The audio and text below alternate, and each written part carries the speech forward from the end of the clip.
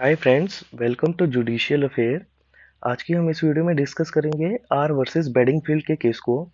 This is the case law number third that we are going to discuss in the series of the res gestae. हमने दो case law already discuss कर लिए हैं और race Juste के topic को भी हमने डिटेल में डिस्कस कर लिया है। अगर आप उन वीडियोस को रेफर करना चाहते हैं तो उसका लिंक आई बटन और डिस्क्रिप्शन बॉक्स में दिया गया, आप उसे रेफर कर सकते हैं। बिफोर स्टार्टिंग दिस वीडियो, अगर आपने हमारे चैनल को अभी तक सब्सक्राइब नहीं किया है तो आप हमारे चैनल को सब्सक्राइब कर सकते हैं इस तरह की वीडियो पाने के लिए। So let's start.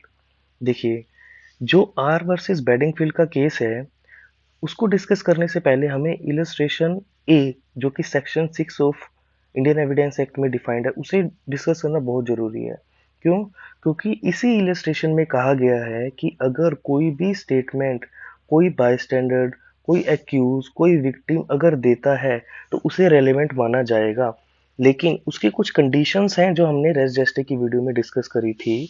वो क्या कंडीशन है कि वो जो स्टेटमेंट है वो स्पॉन्टेनियस होनी चाहिए, विदाउट डेलिब्रेशन होनी चाहिए, वो नेचुरल होनी चाहिए और उसमें पॉसिबिलिटी ऑफ एरर बहुत ही कम होना चाहिए। जो आर वर्सेस बेडिंगफील्ड का केस है वो एक इनफेमस केस लो है और इसमें एक एरर थी। दो ये जजमेंट जो है वो ओवररूल हो गई थी 1972 में, लेकिन स्टिल इसकी बहुत इंपॉर्टेंट रेलेवेंस है। क्या रेलेवेंस है वो हम आगे जानेंगे। So let's start. देखिए, सबसे पहले हम उस इस केस के बारे में कुछ फैक्ट डिस्कस कर लेते हैं। इस केस में वैल्यू ऑफ टाइम पर स्ट्रेस दिया गया कि क्या वैल्यू ऑफ टाइम है, हम वो डिस्कस करेंगे। और यहाँ पर जो जज हैं उन्होंने एक नया रूल निकाला था और कहा था there should be a requirement of contemporaneity in case कोई भी चीज को एज ए सॉरी कोई भी स्टेटमेंट को एज ए रेस जस्ट अगर एडमिसिबल किया जाता है तो कंटेम्परेनिटी को भी देखना जरूरी है। क्या है ये, वो भी हम डिस्कस करेंगे। ये एक स्ट्रिक्ट रूल था और एक इनफेमस केस था, लेकिन बहुत इंपॉर्टेंट लेसन जो है वो देके जाता है कि हमें क्या बातों किन बातों का ध्यान रखना चाहिए। अब इस केस के फैक्ट के बारे में हम डिस्कस करते हैं।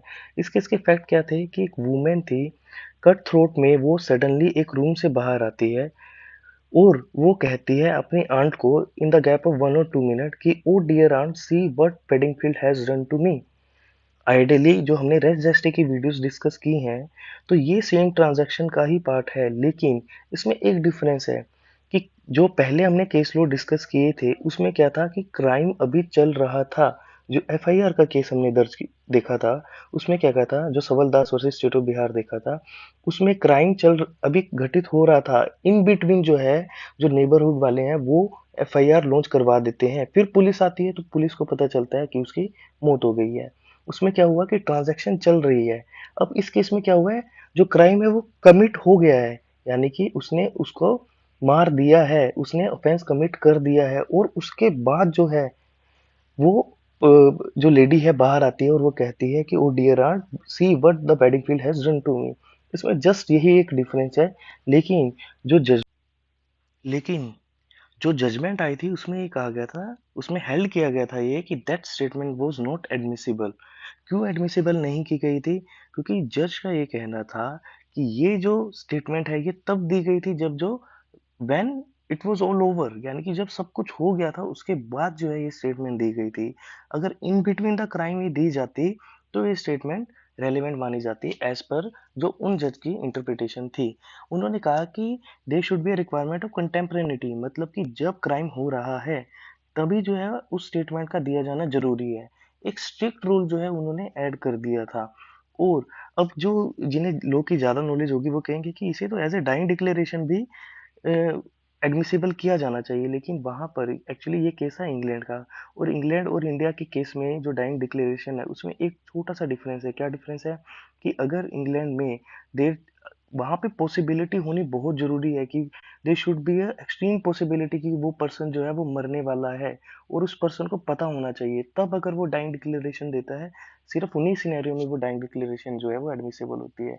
लेकिन इंडिया का सिनेरियो कुछ और है। इंडिया के केस में काफी सारे ऐसे केस हैं कि अगर कोई जनरली भी कोई बात कहकर जा रहा है और उसके बाद पता चलता है कि उस पर्सन की मृत्यु हो गई है, तो उस केस में उस स्टेटमेंट को भी एज ए डाइंग डिक्लेरेशन जो है वो एडमिसिबल किया जा सकता है।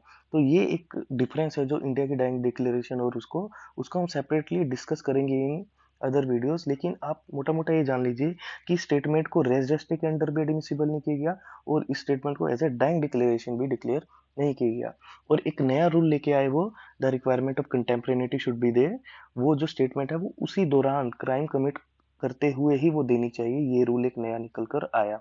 लेकिन बाद में क्या हुआ कि ये जो स्ट्रिक्ट रूल था वो ओवर रूल्ड कर दिया गया था रेटन वर्सेस आर के केस में। तो लेकिन अब देखिए, ये जो एक रूल है उसमें एक बहुत ही इंपॉर्टेंट एस्पेक्ट निकल के आता है कि अगर जब भी कोई स्टेटमेंट देनी है तो वो स्पॉन्टेनियस वे में, नेचुरल वे में तुरंत देनी है, उसमें टाइम का डिफरेंस नहीं होना चाहिए, टाइम का गैप नहीं होना चाहिए। एक सिमिलर केस था आर वर्सेस क्रिश्ची का केस। इसमें क्या हुआ था कि एक बॉय था, उसके साथ कोई असोल्ट होता है, लेकिन वो जो ये असोल्ट का जो इंसिडेंट है ये अपनी मदर के साथ रात में डिस्कस करता है और पर्सन का नाम बताता है। देखिए इसमें टाइम का कितना गैप हो गया। तो इस स्टेटमेंट को भी जो है वो एडमिसिबल नहीं किया गया, रेस जेस्टी का पार्ट नहीं माना गया। इससे हमें ये पता चलता है कि रेस जेस्टे में अगर कोई भी स्टेटमेंट को एडमिसिबल कराना है तो टाइम की बहुत इंपॉर्टेंट है।